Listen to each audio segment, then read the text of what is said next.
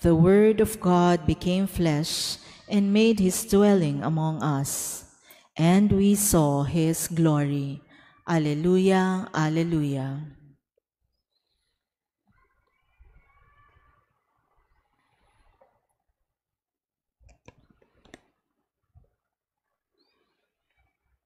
The Lord be with you. And with your spirit. A reading from the Holy Gospel according to Saint Luke. Glory to you, O Lord.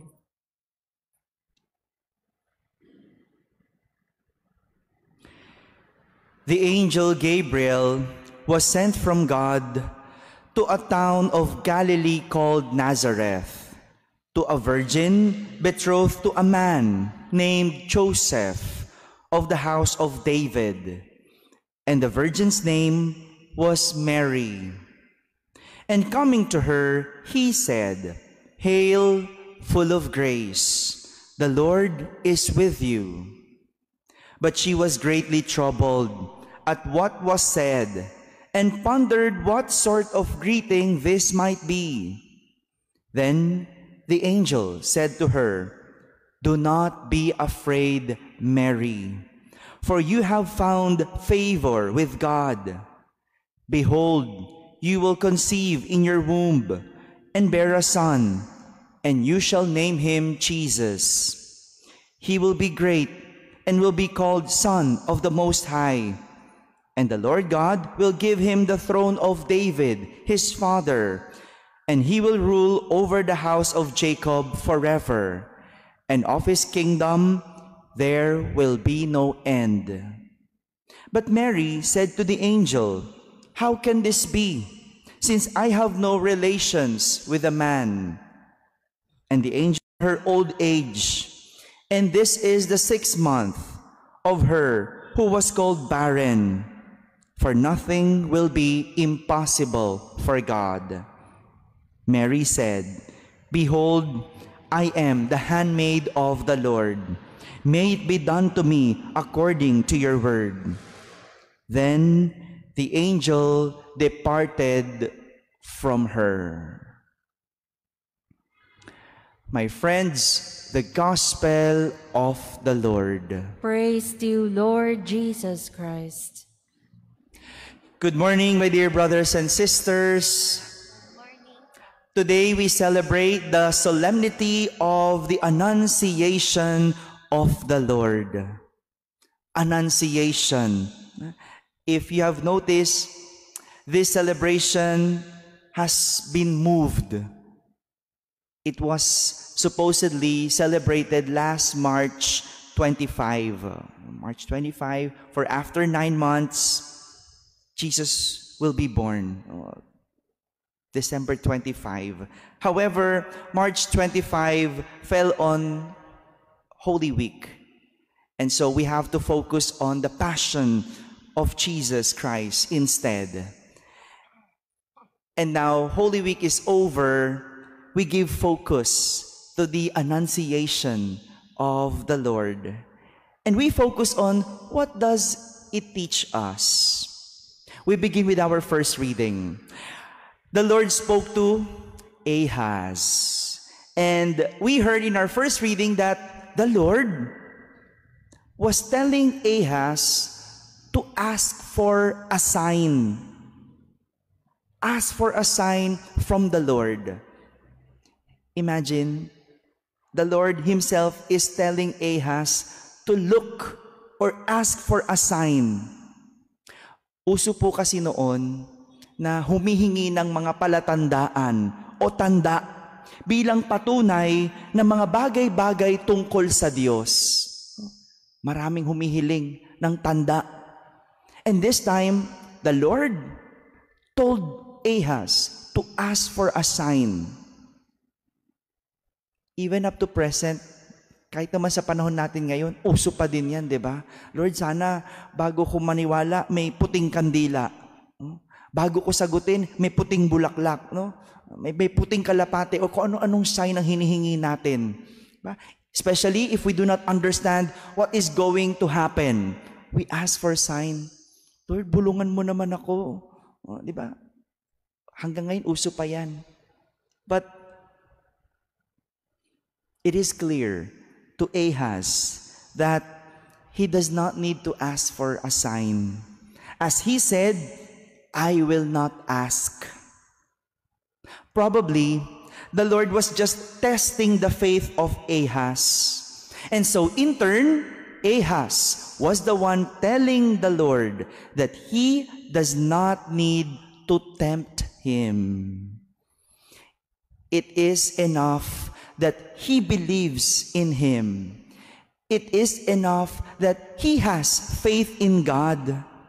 Ito yung kumpiyansa ng isang tunay na nananampalataya. Hindi kailangan ng tanda, hindi kailangan ng patunay bago maniwala, dahil sapat ang kanyang pananampalataya para siya ay maniwala. That's a true test of a believer and faithful. Sapat na yan. Whatever you have, whatever faith you have, big or small, it's enough. You don't need to ask for a sign. Samantala, sa ating ikalawang pagbasa, ipinapakita naman ni San Pablo na hindi hain o mga alay ang mahalaga sa Diyos. Alam niyo po, noon, usong-uso din ang mga pag-aalay.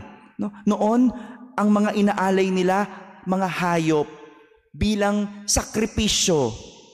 Kasi yung dugo na simbolo ng buhay, ang siyang iniaalay sa templo para sa Diyos.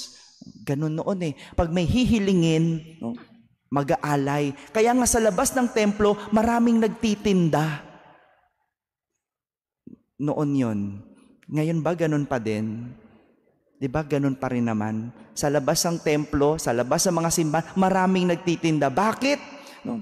Kasi may mga pag-aalay na ginagawa noon. No? Bibili ka ng kalapati noon para iyong alay. No? Mas malaking hayop, mas pakikinggan ng Diyos. Ganyan yung mga paniniwala noon. Pero sinasabi ni San Pablo, hindi mahalaga ang alay sa Diyos. At ang mahalaga ay ang pagsunod sa kautusan ng Diyos. Alay ka nga ng alay, di ka naman marunong sumunod sa Diyos. Alay ka nga ng alay, pasaway ka naman. Wala rin. Wala rin silbi ang alay. Dahil para kay San Pablo, ang tunay na lingkod, hindi handog ang mahalaga, kundi ang pagtupad sa kautusan. Kung pananampalataya at paglilingkod lang ang pag-uusapan, Mary is a perfect example. We heard from our gospel that even though there was no certainty about the plan of God, Mary did not ask for a sign. Yes, she asked a question, but she did not ask for a sign. A true servant, or as a true servant, she gave not only an animal offering, but she gave her whole self as an offering. Hindi siya naghandog ng kung ano-anong hayop. Sarili niyang buhay ang kanyang ibinigay sa Diyos. She gave her yes and told the angel, "Behold, I am the handmaid of the Lord. May it be done to me according to your word." Wala sa plano ni Maria ang lahat. Ang plano niya, magpakasal kay San Jose, pero na ibang plano. Nang dumating ang Diyos, nasira ang kanyang plano. Nang ipadala ng Diyos ang sariling kanyang plano. Naisip ko tuloy, kung hindi naniwala si Maria sa mensahe ng Panginoon, wala tayong Jesus. Siguro kung hindi siya naghandog ng kanyang sarili sa Diyos, wala tayong tagapagligtas. It may not be easy, and definitely it will never be. especially if it is the plan of God. Hindi madali. But one thing is for sure, it will lead us to something beautiful. Like Mary, she faced so many challenges. Nasira yung kanyang plano. Ang daming hinarap sa kanyang buhay. Nahirapan, nasaktan. But because she was faithful to God, she was led to something beautiful. And we reap it. Tayo ang nakikinabang doon. And this is also could happen to you, to us, if we will only be faithful to God and follow God. Hindi madali, hindi man natin naiintindihan ng lahat. But if we will be faithful to God, we will be led to something beautiful. And we will not only reap it, other people may also reap it. Pare-pares nating hindi ginusto ang pandemic, but only those who were faithful to God survived. Siguro yung iba, yung mga pasaway, hindi na nakasurvive. And ganyan ang buhay. Maraming hamon, maraming dumadating na hindi natin ginusto. Magkaiba po yun ha. Magkaiba yung ginusto mo yan kasi naghiwalay kayo mag-asawa kasi nangaliwa ka. Ay gusto mo yan. Naghihirap ka ngayon kasi hindi ka nag-iipon. Gastos ka ng gastos. Gusto mo yan. It's a different thing. Kapag may nangyayari sa ating buhay na hindi natin ginusto, pero nanatili tayong tapat sa Diyos, we will be led to something beautiful. The lesson for this is that we can never go wrong with obedience to God. There may be a lot of uncertainties in our lives, but as a servant and faithful to God, what should be certain is only our faith. For only through faith in God, we could say, "Here I am, Lord, I come to do your will." Amen.